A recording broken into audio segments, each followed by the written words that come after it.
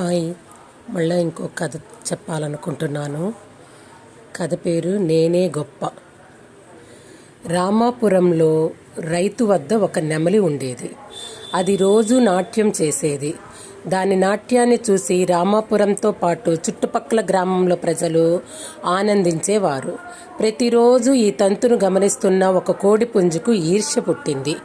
నెమలి కన్నా నేను నాట్యం బాగా చేస్తాను, కానీ అందరూ నెమలినే పొగుడుతున్నారు, నన్ను చూసి మెచ్చుకోవడం లేదు అని లోలోన బాధపడసాగింది. ఒకరోజు నెమలి దగ్గరికి వెళ్ళి, నేను నీకన్నా నాట్యం బాగా చేస్తాను, కానీ నా ప్రతిభను ఎవ్వరూ గుర్తించడం లేదు. చూసుకో, కొద్ది రోజుల్లో నిన్ను మించిపోతాను అని ఛాలెంజ్ చేసి వచ్చింది. కోడిపుంజు మాటలకు నెమలి నవ్వింది. నాట్యంలో నేనే గొప్ప, నాకు ఎవ్వరూ సాటిరారు. నీ వద్ద ప్రతిభ ఉందని ప్రదర్శించి అవమానం కొని తెచ్చుకోకు అని సలహా ఇచ్చింది నెమలి. ఆ మాటలతో కోడిపుంజుకు ఇంకా కసి పెరిగింది. నెమలికి పరాభవం జరిగేలా చూడాలి అనుకుంది. వెంటనే నెమలి వేషం వేసుకుంది. తోటలో పని చేసుకుంటున్న రైతుల వద్దకు వెళ్ళి నెమలిలా నాట్యం చేసింది.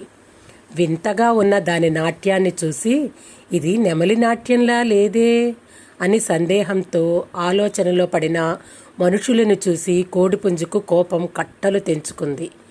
ఈసారి నెమలి నాట్యాన్ని క్షుణ్ణంగా పరిశీలించి అభినయించింది.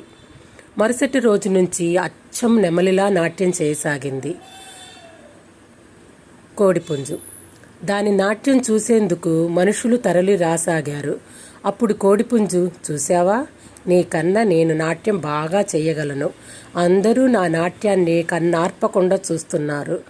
నువ్వు కూడా నా ప్రతిభను గుర్తించు అని నెమలిని నిలదీసింది. దాంతో నెమలి, చూడు, నాట్యంలో నన్ను మించిన వారు లేరు. నా వేషం వేసుకొని నా ప్రదర్శనను అభినయిస్తూ చూపే నీ ప్రతిభ పెద్ద గొప్పేం కాదు. నీ సొంతంగా నాట్యం చెయ్యి, అప్పుడు ఎవరు గొప్పో తెలుస్తుంది అంది నెమలి. దాంతో కోడిపుంజు కోపం రెట్టింపైంది. నెమలి నాట్యం చేస్తున్నప్పుడు పోటీగా కోడిపుంజు కూడా నాట్యం చేసింది. నెమలి ఆనందంతో రెక్కలు పురివిప్పి నాట్యం చేసింది. కోడిపుంజు దానిని అభినయిస్తూ తన రెక్కలు విప్పడానికి ప్రయత్నించింది. రెక్కలు తెరుచుకోలేదు. గట్టిగా ప్రయత్నించడంతో పైన కప్పుకున్న నెమలి ఆకారపు విగ్గు జారి కింద పడింది. నెమలి రూపం ధరించి నాట్యం చేసిన కోడిపుంజును చూసి అందరూ నవ్వారు. దాంతో కోడిపుంజు ఓటమి భారంతో అక్కడి నుంచి జారుకుంది. అందుకే ఎవరు చేసే పని వారే చేయాలి గాని ఇంకొకరిని ఎప్పుడూ అనుకరించొద్దని, అహంకారం ప్రదర్శించవద్దని చెబుతుంటారు పెద్దలు. బాగుందా కదా? Thank you.